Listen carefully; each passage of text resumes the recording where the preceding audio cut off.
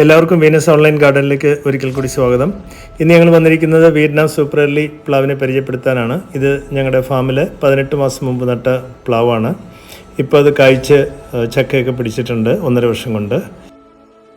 നിറയെ ചക്ക താഴെയും പിടിച്ചിട്ടുണ്ട്, മേളിലും ആയിട്ടുണ്ട്. ഞങ്ങൾ വിയറ്റ്നാം സൂപ്പർ എർലി സെലക്ട് ചെയ്ത് നട്ടത് തന്നെ ഇങ്ങനെ ചെറുപ്രായത്തിൽ തന്നെ കായ്ക്കാൻ വേണ്ടിയിട്ടാണ്.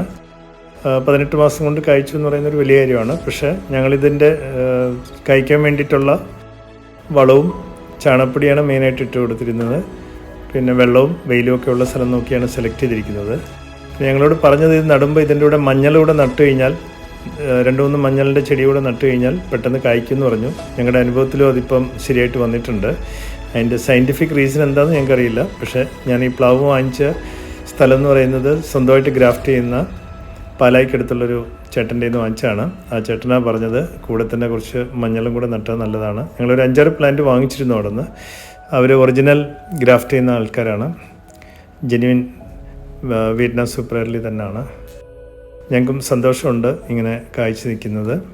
ഇപ്പോൾ ഈ പ്ലാവിൽ നോക്കിക്കഴിഞ്ഞാൽ ഇടിച്ചക്ക പരുവത്തിലുള്ള ചെറിയ ചെറിയ ചക്കകളുണ്ട്. പിന്നെ ഒരു മീഡിയം മൂപ്പായതുണ്ട്, പഴുത്ത ചക്കയുണ്ട്. കഴിഞ്ഞ ആഴ്ച ഞങ്ങൾ 2-3 ചക്ക പഴുക്കാറായത് എടുത്തായിരുന്നു ഇതിൽ നിന്ന്. നല്ല ടേസ്റ്റും നല്ല മധുരവും അധികം വേസ്റ്റൊന്നും പോകുന്നില്ല. നല്ല ചക്കയാണിത്. അന്ന് എടുത്തപ്പോൾ ഒരു ചക്ക ഞങ്ങൾക്ക് ഏതാണ്ട് ഒരു 12 കിലോളം തൂക്കവും വന്നു. ഇനിയിപ്പോൾ ഇതിൽ നിന്ന് മനസ്സിലായെന്ന് വെച്ചാൽ അടുത്തല്ല ഞങ്ങൾ ഈ ചക്ക പിടിച്ചു കഴിഞ്ഞാൽ ആദ്യം ഇടിച്ചക്ക പരുവത്തിലുള്ളത് കുറേശ്ശെ എടുത്തു തുടങ്ങും. ഒരു ലിമിറ്റഡ് നമ്പറേ ഇതിൽ നിർത്തുള്ളൂ. അപ്പോൾ അത് ആക്ച്വലി നല്ല സൈസ് ചെയ്ത് വരും. ഞങ്ങളിത് നട്ടിരിക്കുന്ന ഞങ്ങളുടെ ഒരു കുരുമുളക് ഫാമുണ്ട്, ചെറിയൊരു ഫാമുണ്ട്. അതിൻ്റെ ഒരു സൈഡ് ചേർത്താണ് നട്ടിരിക്കുന്നത്. ഇനിയിപ്പോൾ ഒരു ചെറിയ പ്ലാവ് കാണിച്ചു തരാം. അതിൽ ചക്ക പിടിച്ചു തുടങ്ങിയിട്ടുണ്ട്.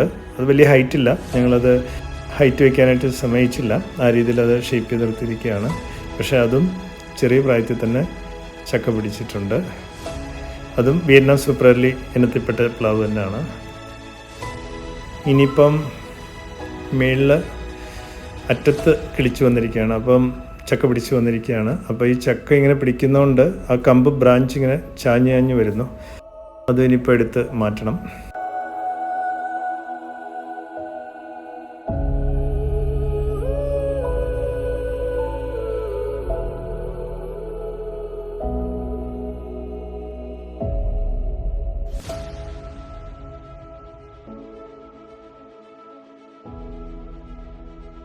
ചക്ക ഏതാണ്ട് മൂത്ത് വന്നിട്ടുണ്ട്. ഈ ചക്ക എടുത്തു കഴിഞ്ഞാൽ നമുക്ക് 3-4 ദിവസം വീട്ടിൽ വെച്ച് കഴിഞ്ഞാൽ പഴുക്കും.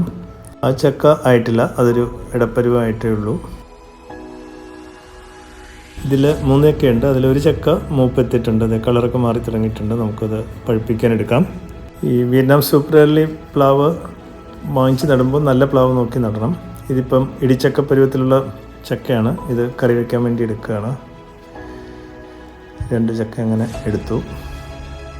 ഇനിയിപ്പം മൂത്ത ചക്ക 2 കൂടെ വേണം. അതും പഴുപ്പിക്കാൻ വേണ്ടിയിട്ട് ഏറ്റവും മൂത്തത് നോക്കിയെടുക്കാൻ പോവാണ്.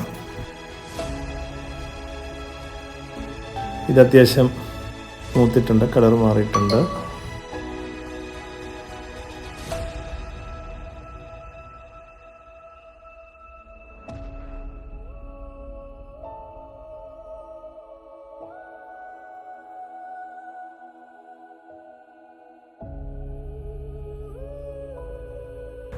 വിയറ്റ്നാം സൂപ്പർ എർലി സാധാരണ ഒരു 8 കിലോ 7 കിലോ ഒക്കെയാണ് സൈസ് വരുന്നത്. പക്ഷെ നമ്മൾ നേരത്തെ തന്നെ കുറേ ഇടിച്ചൊക്കെ മാറ്റിക്കഴിഞ്ഞാൽ സൈസ് കുറച്ചുകൂടെ വലുതായി വന്നോളും.